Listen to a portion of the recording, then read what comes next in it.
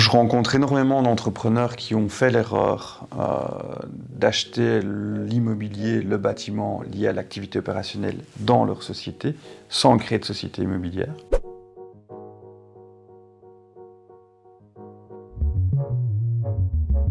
Si on a le temps, donc typiquement si on a au moins 3 ans devant soi, je vais conseiller de passer par une scission.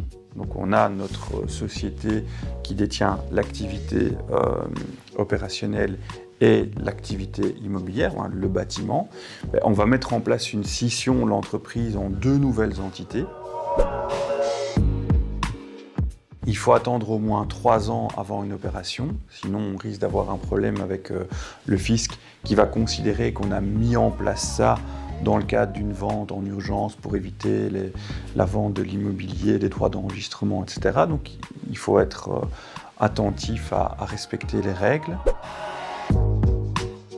Si on n'a pas beaucoup de temps, et ça arrive, à ce moment-là, il y a des solutions comme par exemple sortir l'activité opérationnelle via un rachat de fonds de commerce de la société de l'activité opérationnelle par une nouvelle société. Et ça revient quelque part au même. On va se retrouver avec une société immobilière qui aura perçu le fruit de la vente du fonds de commerce et on aura une société qui détient l'activité. Évidemment, en rachetant le fonds de commerce à la société, on va générer un profit qui va engendrer une taxation. C'est un impôt qui va passer, on va le payer tout de suite et puis on va l'amortir en 5 ans. Mais c'est sûr que ce ne sera jamais aussi intéressant que si on avait scindé il y a plus de 3 ans.